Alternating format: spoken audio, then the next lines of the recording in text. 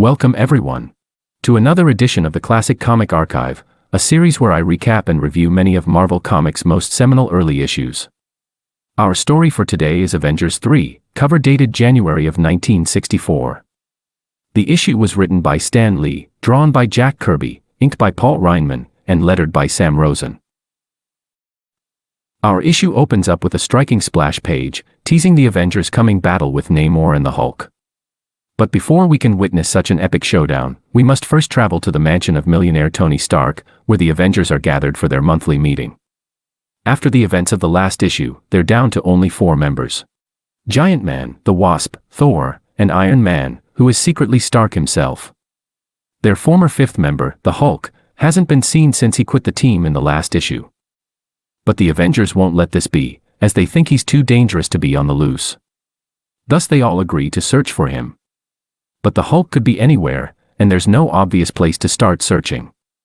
So Iron Man speaks up, and reveals that Tony Stark's built a special image projector, which can cast an intangible image of a person anywhere they want. Thus he casts his image into the Baxter Building, the skyscraper headquarters of the Fantastic Four, in the hopes that they can help in finding the Hulk. But they're all tied up, as the Thing's heading off for a date, the Invisible Girl a fashion show, and Mr. Fantastic and the Human Torch are in the middle of an experiment. So Iron Man leaves empty-handed, but after scouring the city, he eventually runs into Spider-Man as he's webbing up a bunch of crooks. So Iron Man asks the Wallcrawler for help in finding the Hulk, but just like the Fantastic Four, he's too busy to lend a hand. So Iron Man leaves, and next projects himself into Professor Xavier's school for gifted youngsters. After the events of Tales of Suspense 49, he's one of the few who knows the truth about the school, as while it's indeed an academic institution, it's also the training ground for the mutant super team, the X-Men. Seeing that they're in the middle of an active training session, Iron Man simply asks Professor Xavier, the team's leader, to notify him if he receives any word of the Hulk's whereabouts. With Professor X agreeing, Iron Man heads back to the Avengers. But while he was gone, Thor realized that they ought to contact Rick Jones, the teenager responsible for the Hulk's creation, and his only friend. While Rick lives thousands of miles away in New Mexico, contacting him isn't actually that hard, as he's an amateur radio enthusiast, and spends much of his time near his equipment. So just as the Avengers had hoped, Rick receives their call for help, and agrees to go looking for the Hulk. A half-hour later, while searching an area that the Hulk frequents, Rick runs into a panicked old man, who warns him of a nearby monster. Knowing the monster must be the Hulk, Rick heads in the direction that the old man was fleeing from, and as expected, runs into the Hulk. After some back and forth with Rick, the Hulk agrees to return to his secret hideout, hidden deep within a desert cave, and even allows Rick to transform him back into Bruce Banner, using a special machine that bombards him with gamma rays. Yet once the transformation's complete, Bruce is left tired and weak. So Rick ushers him to bed, and then locks him within a specially crafted, Hulk-proof cell. But something's wrong, as Rick didn't give the Hulk a strong enough dose of gamma rays, making his transformation back into Bruce only temporary. But before we go any further, it should be noted that in these early issues, the Hulk's transformations were not triggered by stress or anger. At first, they were triggered by the coming of nightfall, but after the events of Incredible Hulk 4, they could only be induced by the gamma ray machine just shown. Thus once the Hulk transformed into Bruce, he could not re-emerge until Bruce voluntarily transformed back. With that being said, this is the first time in many issues that Bruce is involuntarily transforming into the Hulk, as without a strong enough dose of gamma rays, he can't remain as himself for very long. Making matters even worse, is that the Hulk is now stronger, and angrier than ever, as he bursts his way through his seemingly indestructible cell, and starts rampaging through the desert. Realizing that the Hulk's become too dangerous for him to deal with alone, Rick contacts the Avengers, and gives them the Hulk's approximate location. While only Iron Man is still at the mansion to receive Rick's message, he quickly forwards it to the rest of the Avengers. Thus they all drop what they're doing, and head off for New Mexico. The first to leave, Iron Man's also the first to arrive in the New Mexico desert. But instead of finding the Hulk, he finds Rick waving him away, as if he's in imminent danger.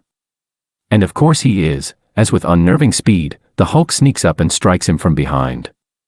While such a blow would have killed any ordinary person, the Iron Avenger quickly recovers and fires an energy blast at some nearby boulders. The blast breaks them up and sends their fragments hurtling towards the Hulk. Yet the green Goliath manages to dodge the rocks and then uproots a nearby cactus. Like wringing the water out of a wet towel, the Hulk squeezes all of the needles out of the cactus and sends them flying towards Iron Man. So Iron Man simply grabs another boulder and uses it as a shield to block the needles. But some of them simply miss and just keep on flying. Some of these nearly hit Ant-Man and the Wasp, who've just arrived on the scene. But being so tiny, the needles are more like javelins to the heroes, and thus they're forced to flee into a nearby anthill. Although the needles eventually just fall to the ground, Ant-Man decides to stay in the hill and orders its inhabitants to drop tiny pebbles into a rushing underground stream.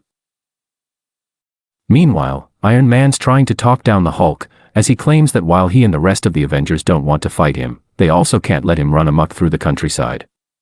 Thus the only real choice they're giving him is to rejoin the team. But the Hulk refuses, as he claims that if he did, they'd just find a way to destroy him. Meanwhile, directly under the Hulk's feet, Ant-Man and his insect allies have completely dammed up the underground stream. Thus with nowhere to go, the rushing water bursts through the surface, causing the ground beneath the Hulk to collapse. Yet as we've seen time and time again, the Hulk's far faster than he seems, and thus he leaps out of the way, before being otherwise trapped by a mountain of crumbling desert. So with that effort a complete failure, Iron Man jumps back into the fray. But this time he equips special magnetic repulsors and momentarily traps the Hulk in a whirling tornado. By the time he's released, Thor's finally arrived on the scene. Perhaps knowing that he can't take on both Iron Man and Thor at the same time, the Hulk leaps into the air to escape. Iron Man and Thor of course go after him, but to their surprise, the Hulk comes crashing right back down. As they're still rising into the air from sheer momentum, the Hulk flees into a nearby abandoned mine shaft. But he doesn't remain there long, as after hearing a rumbling overhead, he claws his way back up to the surface and catches a ride on a passing train. Yet perhaps guided by his armor's built-in radar, Iron Man and Thor quickly catch up to the Hulk. So to shake them off of his tail, the Jade Giant seizes the train's empty caboose and mightily hurls it at his two pursuers. But the two heroes crash through it as if it were cardboard and continue their pursuit. Yet Iron Man knows that they can't keep up this fight forever, so once again tries to convince the Hulk to surrender. But the Hulk disagrees, as he'll fight for an eternity if it just means they'll leave him alone. Thus he rips the hook off of a nearby crane and hurls it at his pestering foe. Knowing that he can't brunt a collision with the hook like he did the train car, Iron Man's forced to drop off. So Thor rushes in to pick up the slack, but before he can do any real damage, the Hulk ties him up in a reel of steel cable and then tosses him off the train. The Avengers' only hope in stopping the Hulk now lies with Giant Man, who's finally made it to the train. While the Hulk could clobber Giant Man easily enough, he instead grabs several bags of flour out of a nearby train car and then dumps them into the train's smokestack. Of course a cloud of flour then shoots back out, creating a smoke screen that essentially blinds Giant Man. And since he can't see, he doesn't know to duck as the train passes through an incoming tunnel. Thus he forcefully slams his head into the tunnel's opening and gets knocked off of the train. While his teammates quickly rush to his aid, what they're really concerned about is the Hulk, as he's of course gotten away. As for where he's gone, well, we next see him sometime later, hidden within the load of a gravel truck. Eventually he and the gravel are dumped into a stream, from which he swims to the Atlantic Ocean. Several days of aimless wandering then pass, at which point the Hulk's on the verge of exhaustion. Thus when he's spotted by a passing ship, he allows himself to be brought on board, even when its crew makes clear that they're going to turn him over to the government. Yet it doesn't seem that they'll have the chance, for watching the Hulk from a secret undersea chamber is Namor the Submariner, the powerful Atlantean prince, and frequent enemy of the Fantastic Four. It's not yet clear what he's planning, but what is that somehow the Hulk's involved. But back to the Green Goliath himself, as while seemingly just chilling on the ship one night, he spots a small deserted island passing by. Since the crew apparently didn't bother to restrain him, he simply leaps overboard and swims to the island. While there's not much to do there, the Hulk just wants a spot to be alone for a while. Yet when he reaches its jagged shore, he finds the Submariner there waiting for him. But the whole point of going there was to be alone, and thus the Hulk just tells him to get lost. As these things normally go, Namor doesn't like being told what to do, and neither does the Hulk, so a fight between the two breaks out. While the Hulk has the advantage on the island itself, once the two plunge into the ocean, Namor quickly emerges as the victor. So with his foe defeated, Namor drags the Hulk back onto shore, and proposes a team-up, as they both share an infernal hatred for the human race. Agreeing to join forces, the Hulk's taken aboard Namor's hidden submarine, from which he and his new partner begin plotting to destroy the Avengers. They ultimately decide to surface at the Rock of Gibraltar, where they can make use of both land and water. So once there, they issue an open challenge to the Avengers, which the team accepts. But before they head off for Gibraltar, the Wasp takes a moment to one-sidedly flirt with Thor.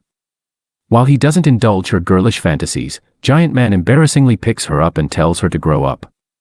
While this doesn't have much relevance to the story at hand, the Wasp's crush on Thor has been, and will continue to underpin much of the Avengers' adventures. Anyways, the issue picks up with the Avengers as they're arriving at the Rock of Gibraltar, having gotten there in an experimental submarine designed by Tony Stark. Disembarking from their futuristic craft, they then head into an abandoned cave system that the British used in World War II. But not only did the British abandon the caves themselves, they also left behind a bunch of weapons, including a howitzer which Namor and the Hulk then suddenly fire at the Avengers. But just as its shell is about to hit the heroes, Iron Man uses one of his magnetic repulsors to send it hurtling back to the villains. After dodging out of the way, Namor gets revenge by shooting Iron Man with a special gun that fires highly abrasive dust pellets. Seeping into his armor, the dust quickly stiffens his mechanical joints. Thus within only seconds, he's rendered completely immobile. Rushing to his aid, Giant Man recognizes what's going on, and orders the Wasp to search the caves for any oxygen equipment. In the meantime, Thor hurls his hammer at Namor and the Hulk, but instead of hitting them, it rapidly ricochets between the cave walls, creating a makeshift barrier that the villains can't pass through. But eventually the Wasp returns with some old life-saving equipment that Giant Man uses to slowly pump out the dust from Iron Man's armor. While Thor and Giant Man remain by his side through the process, the Wasp foolishly goes after Namor and the Hulk, who have fled deeper into the cave system. While they don't even know that she's following them, they still manage to take her out, as when the Hulk pounds on the ceiling, in an attempt to bring the cave crashing down, he produces a mighty shockwave that knocks her out. While she regains consciousness only seconds later, she's then almost trampled by her own teammates, as they fail to notice her while pursuing Namor and the Hulk into an old fort. Waiting for them there is a special siren that Namor's modified to be deadly at close range. But before he gets the chance to turn it on, Giant Man shows up and rips him away from the machine. The Titanic Avenger then hurls him towards Thor, but Iron Man gets in the way, and stops him with his magnetic repulsor. Although I've neglected to mention it, throughout this whole issue, Thor's been getting frustrated with both himself and his teammates, as he thinks that the only reason they can't defeat their foes is because they're pulling their punches. Thus while Iron Man still hopes to reason with Namor, he knows that if Thor has his way with him, he'll just pummel him into oblivion. But perhaps Thor's right, for in giving mercy to Namor, Iron Man's left himself vulnerable to a crushing blow, which severely damages his life-giving chest plate. With Iron Man now out of the fight, Namor turns his attention to Thor. But this time he's joined by the Hulk, as he knows that Namor can't beat the Thunder God by himself. If you're wondering why the Hulk didn't help out Namor in the last page, well, he'd been waiting to see if he could handle his own against the Avengers. Having proven that he could, by defeating Iron Man, the Hulk's now ready to help him in tackling Thor, the strongest Avenger. So he lunges at the Thunder God, and tries to snatch away his hammer. But of course this isn't possible, as only Thor himself can wield it. While the Hulk seems to realize this and backs off, Namor doesn't, and continues vainly trying to wrestle the hammer away from Thor. After having been inexplicably absent from a full page of battle, Giant Man finally jumps back into the fray, and shoves Namor off of Thor. Knowing that he can't take on both heroes alone, Namor orders the Hulk to help him, but in doing so, he calls him a lumbering oaf. Tired of being told what to do, and tired of being called such belittling names, the Hulk declares that while he'll help Namor defeat the Avengers, the first thing he's going to do once they're done, is destroy him. Yet before he gets a chance to do any of that, he's suddenly transformed back into Bruce Banner, a change apparently triggered by the stress and excitement of it all. Somehow none of the Avengers or Namor notice this, and thus Banner, holding no stake in the battle himself, simply runs off. Meanwhile, Namor's on the verge of being defeated, as after spending so much time out of the water, he's lost much of his strength. To make matters worse for him, Iron Man's had enough time to repair his armor. So just when it seems that Namor has an opportunity to escape, he's suddenly pinned to the wall by a magnetic repulsor. With him momentarily trapped, Thor heads off to deal with the Hulk. But he's of course nowhere to be found, and thus they all assume that he's deserted Namor. Knowing that he can't defeat the Avengers by himself, Namor musters the last of his strength to crack the sea-bearing wall behind him. As droplets of water then trickle down to his back, his true Atlantean power resurges, and he breaks free of Iron Man's magnetic grasp. But even this wouldn't prove enough to defeat the Avengers, as instead of prolonging their needless battle, Namor simply flees into the sea. So the issue subsequently ends as the Avengers wearily head home. In truth, they didn't really accomplish much in this issue. If anything, all they did was make a new enemy in Namor, and further ingrain the Hulk's hatred for them. That concludes Avengers 3, and another episode of the Classic Comic Archive. But as always, I would like to offer a brief review of this issue. Overall, I thought that this was a fairly solid story, just slightly better than the previous 2 issues. What I thought was really interesting about it, and I'm not sure if this was intentional, was that the Avengers were kind of the bad guys. If you think about it, the Avengers basically spent the first half of this issue hunting down the Hulk, who to their own admission, hadn't bothered anyone since he quit the team. He just wanted to be left alone, but because they wouldn't let him, they pushed him into being the mindless rage monster that they think he is. In a similar vein, I thought it was interesting how Thor was done pulling his punches, and was ready to seriously injure Namor and the Hulk if necessary. It's an approach that more heroes should maybe consider, as a lot of battles could be ended rather quickly if they just stopped holding back. But then again, that's not really the hero's way of doing things, and thus I'm glad that Iron Man stepped in to stop him. So while I'm not sure if the writers meant for our heroes to seem so villainous, I'm happy that it's something being explored, as sometimes the unwavering righteousness of these Silver Age heroes can get tiring. With that being said, my only real complaint for this issue was how utterly useless the Wasp was. Other than finding that air pump for Iron Man, she didn't do much of anything, and didn't even bother to help fight Namor and the Hulk. The team has only 4 members at this point, so when she's not there for several pages, it's pretty hard not to notice that she's gone, and just gets confusing. I'm constantly asking myself, hey, where's the Wasp? Maybe these particular villains were just too strong for her, but I still think the writers could have come up with a way for her to do something of substance. But in any case, let me know what you thought of this issue and the video, and feel free to suggest other classic comics for me to cover. Thanks for watching.